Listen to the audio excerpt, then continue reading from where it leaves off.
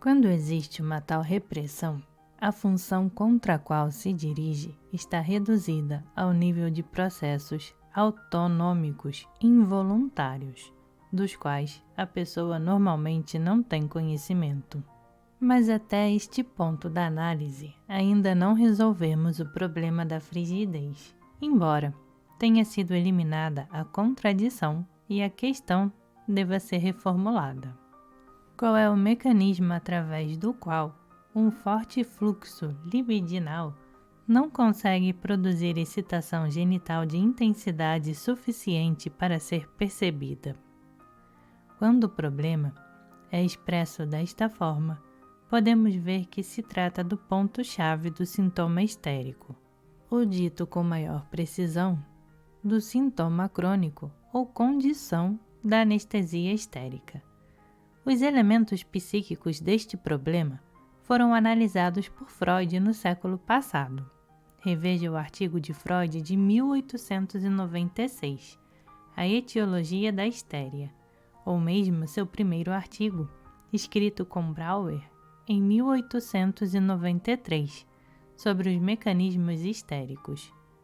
No primeiro artigo, Freud notou que a histeria se desenvolve na base de uma cisão entre dois elementos, uma consciência hipnoide e uma normal.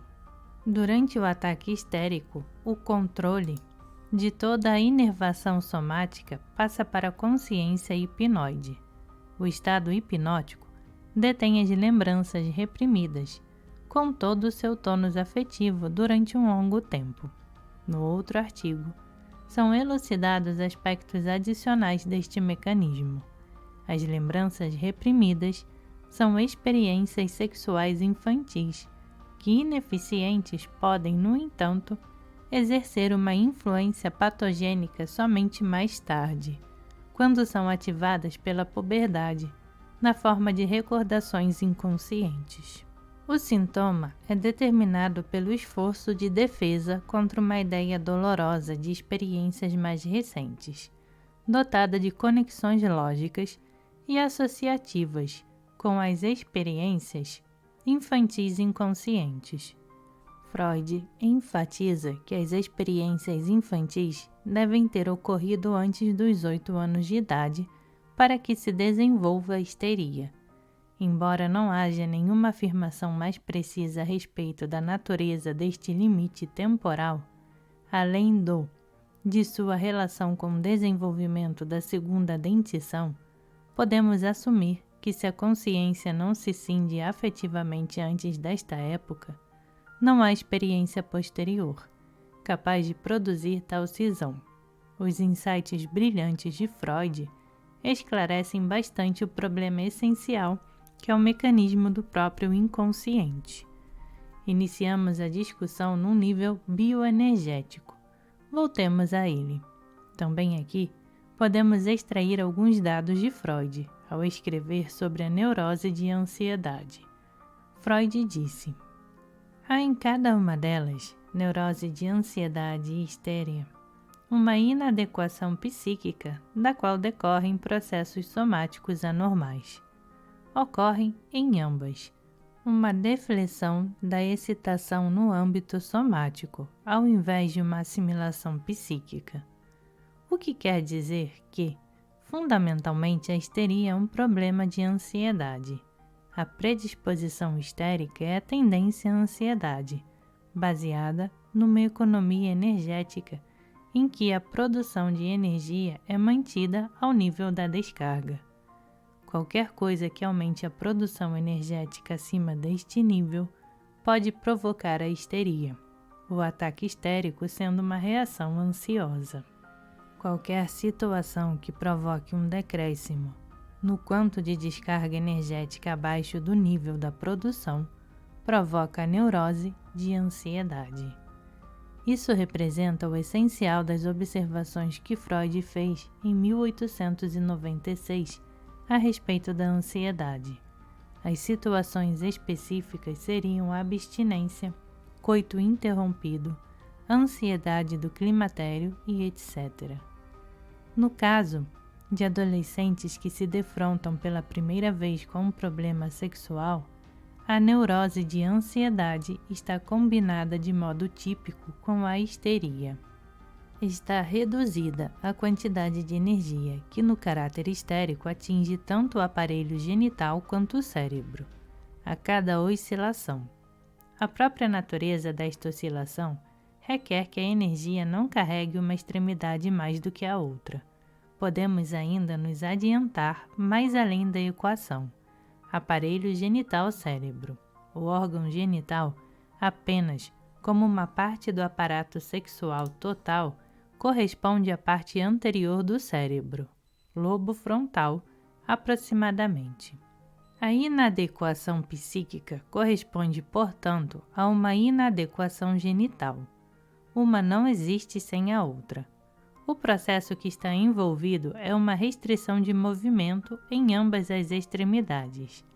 Se é alta a produção de energia, a diminuição da oscilação em ambos os extremos só pode acontecer em função de a energia ser defletida desta oscilação para outros caminhos, apartados da córtex ou dos genitais, resultando alguns processos somáticos anormais.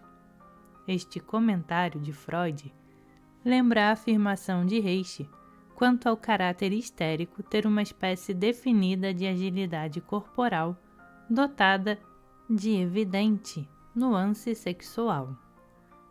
Deste estudo, podemos deduzir que quando um forte fluxo libidinal não consegue produzir uma excitação genital igualmente forte, uma deflação da excitação afastou a energia do caminho ordinário córtex genital.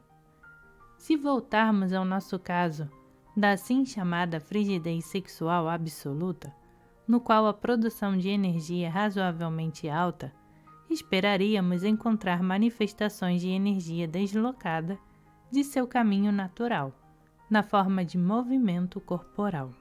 Entre as mais óbvias destas manifestações está um certo tipo de sorriso, ocasionalmente de riso, sobre o qual o paciente não tem controle, e que é provocado por uma olhadela ou por um leve toque. Ainda mais contundentes são os curtos e constantes movimentos corporais, que, se suprimidos, produzem imediata ansiedade. A impressão geral é a de que tais corpos são dotados de muita vivacidade e não rígidos. No entanto, têm tantas armaduras psíquicas como musculares. O queixo é realmente duro e determinado, mas não se encontra a mesma armadura tipo chapa no peito ou costas, o que identificava os casos precedentes. A tensão muscular existe por toda a parte, mas é surpreendentemente flexível. Deve-se pensar nela em termos mais de uma teia ou rede, ou corrente bloqueadora, muito mais eficiente do que a armadura de tipo chapa das estruturas rígidas. A armadura do tipo teia flexível torna possível uma cambiagem de tensões dentro da couraça. É mais difícil de ser terapeuticamente atacada do que a armadura total mais rígida. Por exemplo, se a respiração é mobilizada por um trabalho no peito, a defesa pode se apoderar do pescoço e impedir a liberação da energia. A grande vantagem deste tipo de armadura é que permite uma maior movimentação dentro de seus limites. Além disso, sua estrutura de teia funciona como poros através dos quais pode ser descarregado uma certa quantidade de energia. Tal couraça permite uma maior produção de energia, ao mesmo tempo em que opera no sentido de não permitir o aparecimento de ansiedade ou danos físicos. Por isso mesmo, reduz a sensação, limitando a expressão de impulsos. Somente tal tipo de armadura consegue baixar a sensação genital além do nível da percepção, num organismo altamente carregado. A maior parte da energia é desviada para a musculatura, onde cria uma série de pequenos movimentos dentro da couraça, sendo eventualmente descarregada através dos ditos poros. É neste sentido que, no caráter histérico, a libido genital inunda todo o organismo como um masoquismo flexível ou modificável. Há um outro aspecto do problema da armadura flexível, como uma teia. Dado que o movimento unitário da energia está desfeito, a fim de impedir as sensações genitais fortes, a forma de movimento resultante é segmentária ao invés de unitária. Uma paciente dotada de tal tipo de armadura relatou que sentia sua pelvis mover-se num sentido lateral, de um lado para outro, durante o ato sexual. Descreveu como uma contorção. Na presença de uma armadura de teia próxima da superfície, de movimentos fragmentários contorcidos de natureza, além de um queixo marcante, lembramo-nos de uma cobra. Evidentemente, Reishi se refere a este tipo de armadura como caráter histérico, já que está de acordo com sua descrição do caráter como tendo um tipo específico de agilidade sexual dotada de uma nuance sexual clara. Por outro lado, o reflexo do organismo inclina o corpo num arco que vai dos ombros à pelvis. O problema da frigidez, enquanto frigidez sexual absoluta, é o de evitar a excitação genital através de movimentos de contorção, que em si próprios são a expressão do negativismo. A contorção é uma reação natural à dor ou desprazer, quando os meios de evitar tanto uma como a outra estão bloqueados e o organismo não esfria. Sem dúvida, o contorcer-se se desenvolveu em circunstâncias que não permitiram escapar da excitação desagradável. Tais circunstâncias são as que um adulto comete uma agressão sexual contra uma criança pequena. A combinação da excitação sexual e medo mantém presa a criança numa situação repleta de ansiedade. A criança se contorce. Deste modo, estamos de volta aos primeiros comentários de Freud a respeito da etimologia da histeria. Contudo, devemos ter em mente uma distinção importante. Freud estudou o ataque histérico e o sintoma histérico. A estrutura do caráter histérico que provê a base, tanto para o sintoma como para o comportamento geral, tem uma origem etiológica mais ampla. A contorção não está limitada em relação à excitação sexual, as partes nas quais a criança sofre uma agressão sexual por parte de um adulto. Considere-se o caso de uma criança de 5 anos de idade que está se masturbando com muito prazer e então é apanhada em flagrante por uma mãe irritadíssima. No caso de a criança sentir um medo muito forte, ela gelaria, como se diz. Esta reação tende a produzir a armadura rígida como uma chapa. Se o medo é menor, no caso de uma mãe menos ameaçadora, mas a criança é submetida à desagradável experiência de ter que se explicar, a combinação de excitação com ansiedade pode fazer com que a criança se contorça. Este tipo de reação se torna a base do tipo flexível de armadura em teia. Ambos os tipos de armadura têm como função limitar a produção de energia, o que conseguem diminuindo a mobilidade e a respiração. A armadura em teia é mais restritiva e menos eficiente. Dado que se trata de um processo de esfriamento, se desenvolve em organismos faltosos de cargas altas. Os organismos mais altamente carregados não esfriam tão facilmente. O calor é uma função da carga energética. Estas distinções não devem, no entanto, obscurecer a similaridade caracterológica das duas estruturas. A natureza mesma do processo de encouraçamento deve nos manter alertas para o fato de a agressão sexual ser usada defensivamente. A partir do caso de frigidez discutido, não devemos concluir que o caráter histérico dotado de armadura flexível seja necessariamente frígido. O oposto, na realidade, é bem mais frequente. A armadura flexível está, na maior parte das vezes, associada a um alto nível de potência genital. É minha opinião. Entretanto, que a assim chamada frigidez genital absoluta só pode se desenvolver neste tipo de estrutura de caráter. A tendência a se contorcer subjacente a este tipo de estrutura ajuda a explicar o fenômeno que os autores analíticos têm associado à excitação genital. Muitas moças e mulheres têm uma reação marcante frente a uma cobra, o que tem sido interpretado como o medo do pênis, do qual a cobra é um símbolo. Na verdade, tais pessoas não têm esse tipo de reação ao próprio pênis. A cobra, especialmente viva, produz nessas mulheres um sentimento misturado de fascínio e repugnância.